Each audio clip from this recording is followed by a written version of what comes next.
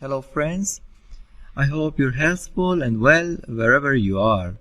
Today we will have a visit from a high voltage substation with a voltage level of 230 to 33 kilovolts, and I want to introduce this high voltage substation to you and explain how it works.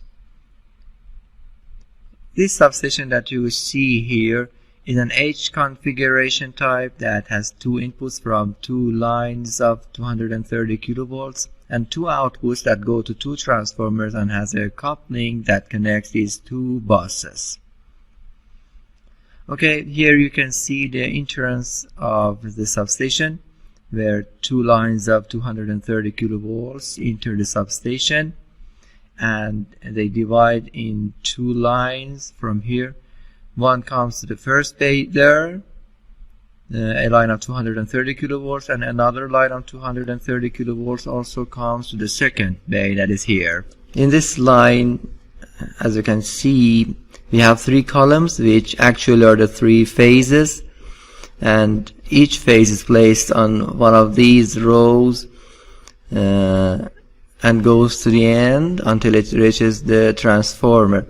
Okay, I want to explain one of these phases from the beginning to the end of the line and the equipment used in it. The other two phases are the same as this one. Well, as you can see, the 230 kilovolt line entered the substation through this structure called gantry, as you can see. A branch is taken from the entrance and given to the first equipment you see here, which is a surge arrestor and has a grading ring or a corona ring above it. This is a surge arrestor, and at the bottom is the surge counter, which you can see at that bottom. At the same time, a branch is given to the second equipment, which is CVT, which performs voltage sampling. Okay, after these two branches we have the line trap, which is cylindrical, which you can see here. The line trap is placed in series with the line, and the input power comes to it, and then the 230 kilovolt power comes out from the line trap and goes to the line disconnector. As you can see here, the disconnector is connected. Now our line is energized, and it can be found out from the corona sound here. 230 kilovolts is connected to the system. We have an earth disconnector that you can see here, which is installed horizontally and is open. This is our earth disconnector, which is open because the line is energized. Okay, after the line disconnector, you see here we have CT. This cylindrical shape you see here is the oil-filled bottom core CT that performs current sampling. After CT, we have the circuit breaker. There's a breaker here, and you see three breaker bridges. The control panel is located on that side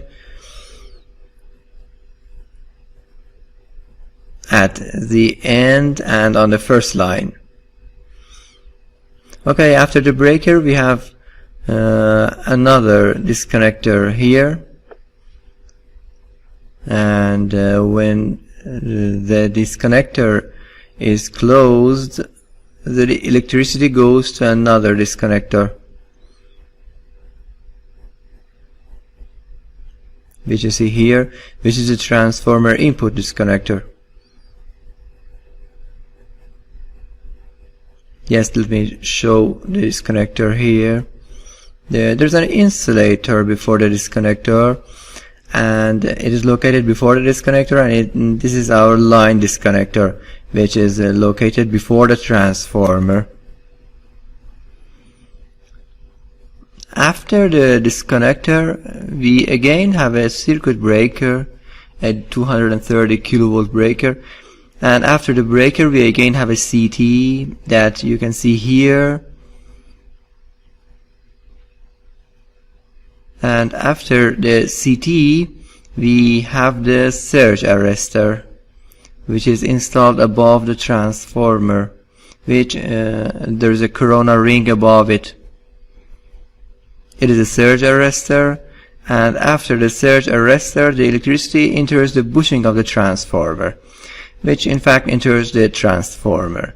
And behind the transformer we have the outputs, which is 33 kilovolts, and from there it goes to the 33 kilovolt panels. Okay, I explained one of the phases for you. The other two phases are the same. Now I'm gonna show you the bus coupler. As I said, it is an H configuration type substation, and we have two inputs and one coupling. Now I want to show you the coupling. Okay, here you see the coupling disconnector, which is connected to one of the buses on one side and to the coupling breaker on the other side, which you can see here. After the breaker we have a CT that is in our coupling bay. After the CT we also have a disconnector, and after the disconnector it goes to the other bus.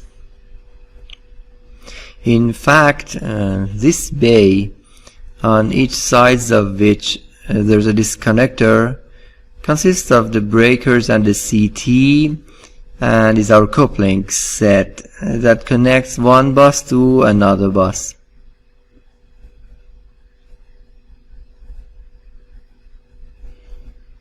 Okay, this is the breaker control panel that you see here. Power switch breaker. All commands are performed on the panel. You can see here the open and close switches. All commands are performed on the panel. It has a local remote switch and a trip close switch, and all commands are carried out on this panel.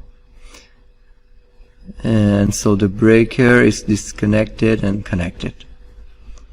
Here we also have a marshalling panel, which you can see all the commands regarding the disconnectors, breakers, and any command circuit we have from the substation area enters the marshalling panel, and from here goes to the control room. I mean, there is only some terminals inside, and it has one input and one output. This small transformer that you can see here is the auxiliary transformer, which is used for substation internal consumption. This, as I said, is our main transformer, a 230 to 33 kilovolt transformer. Okay, I hope the explanations I gave will be helpful for you.